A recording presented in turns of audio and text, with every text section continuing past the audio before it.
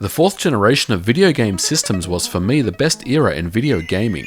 Nintendo and Sega dominated the headlines with the Super NES and Sega Genesis, while SNK had their Neo Geo AES capturing the high-end arcade market. The fourth player, NEC, released their system, the PC Engine, in 1997. Known as the TurboGrafx16 in the USA, it failed to compete with Sony and Nintendo, but in Japan, the PC Engine was much more successful with an estimated 4 million units sold. And for me, the PC Engine has to be one of the most underrated systems ever made. With so many classics and hidden gems for the system, its relative lack of exposure in the West makes it very easy to overlook. A stock PC Engine comes in a small white form factor that's just a little bigger than the size of a CD jewel case, and by themselves they aren't too expensive. Games come on HuCards, a proprietary storage medium for the games that are all around the same size as a credit card.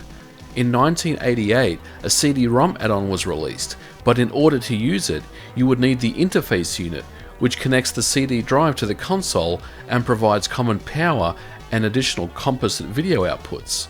A standard PC Engine only has RF output, and one popular modification is to RGB mod the device. To load CD-ROM games, you need a Super System card. When you plug this HuCard into the PC Engine and power it on, the console detects the CD-ROM BIOS and will wait for a disc to be inserted. PC Engine CD games add another dimension to its already impressive library of great games. Many classics such as Castlevania Rondo of Blood, Ys, Book 1 and 2, Sapphire, and many great arcade ports came on CD only, and let me tell you, the price of many of these games over the past few years has gotten so expensive that it's one of the hardest systems to collect for. And that's where the Terraonion Super SD System 3 comes into it. This particular device attaches to your PC Engine and gives you the ability to load both HuCard games and CD-ROM games all from an SD card for the cost of $300. It also provides full RGB output for the best possible picture quality as well as stereo audio. In fact, this particular device, the Terraonion Super SD System 3, should be the only device add-on you'll ever need for your PC Engine. Now, standard disclaimer, Terraonion did send me this particular unit for review, but as always, my opinions are my own, and you guys know by now that I call it how it is. So with that said, let's go ahead and take a look at this unit and see how well it actually performs. Opening up the box, we find the Super SD System 3 hardware itself and a quick guide to get started. The unit comes in a transparent smoky color plastic that looks cool. To connect it to your PC Engine, you simply just attach it to the expansion bus interface. It does not require any additional power. It draws what it needs from the PC Engine's power supply. There is a micro SD card slot for loading HuCards and CD images from, and on the back is a Sega Genesis 2 mini DIN video connector. I recommend a good shielded RGB SCART cable with C-Sync like this one that I picked up. I'll leave a link in the description below on the cable that I use. As mentioned, the device requires a micro SD card with games loaded on it. This can be a FAT32 or exFAT formatted card, and up to 256GB is supported.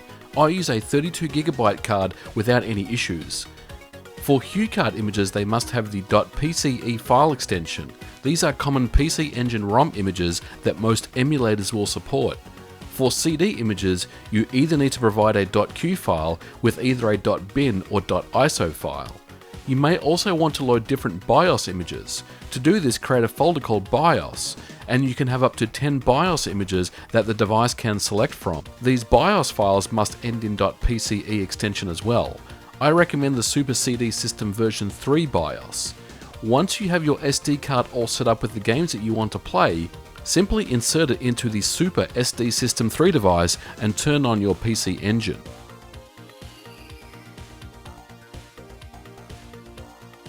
When you power on the device, you will be greeted with a simple to use interface. There are two tabs at the top of the page for your HuCards and CD-ROM games, and pressing the select button will toggle between them.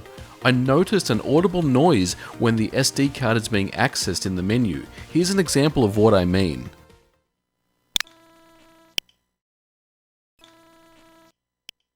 While it's certainly not a showstopper, it did take me a little by surprise. I can't notice anything during gameplay at least, so this is a minor issue.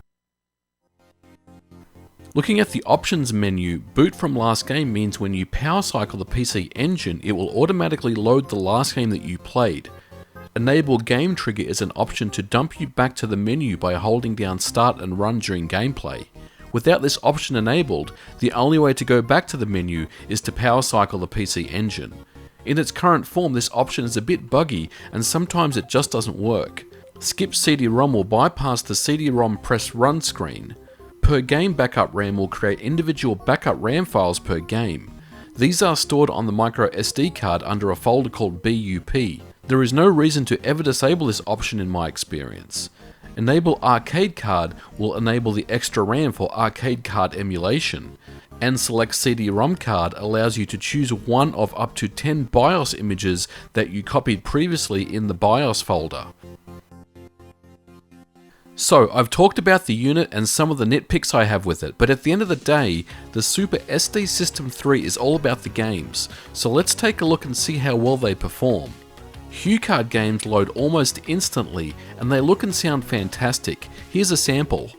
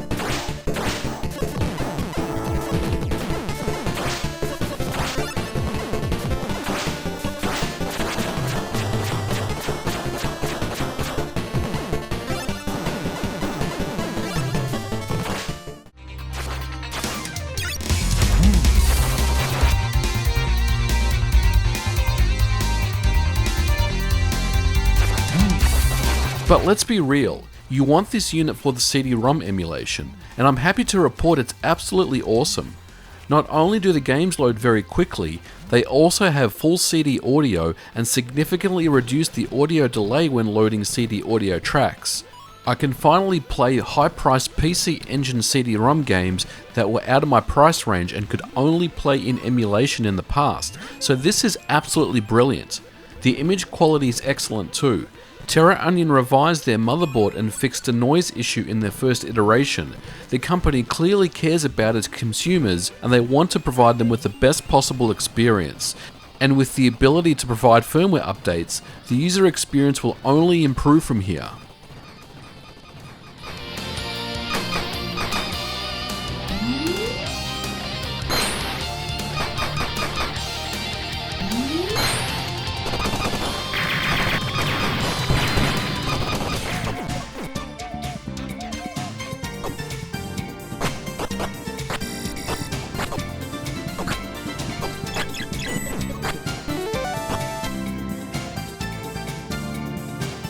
You must have read something terribly disturbing, Watson, for you to be so overwrought this early in the morning. Indeed, Holmes. It's irresponsible of the Times to play upon people's superstitions.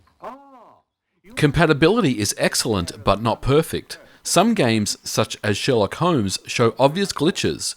The good news is Terraonion are aware of these issues and will look to resolve them in a firmware update. And speaking of firmware, all the magic happens in the FPGA, which contains all necessary code to emulate the CD-ROM and many other features. This means that future updates will be released and the hardware will be supported for years to come. It's fair to say that Terraonion has had a shaky launch with the Super SD System 3. We already discussed the first revision of the board having a well-documented video noise issue, which they offered to correct and replace free of charge. And in this revision, there is a capacitor on the board that has been installed incorrectly. It's actually been soldered around the wrong way. As I'm handy with a soldering iron, I'm going to address this myself, but I'm told that this issue is minor and there should be no cause for concern. Still, I do feel like Terraonion probably needs to invest a little more into quality control of the product before releasing it to the public.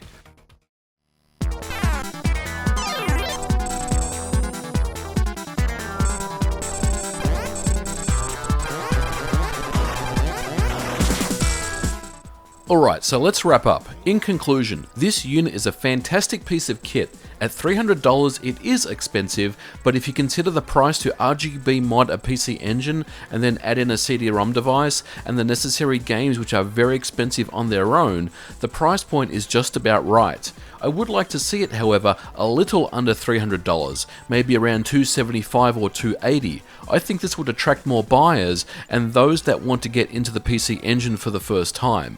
But having said all that, I can still absolutely recommend this to anyone. Even with the minor nitpicks, this is a quality product and one that I can recommend. This setup is going straight into my game room, and this briefcase unit is going back into the closet.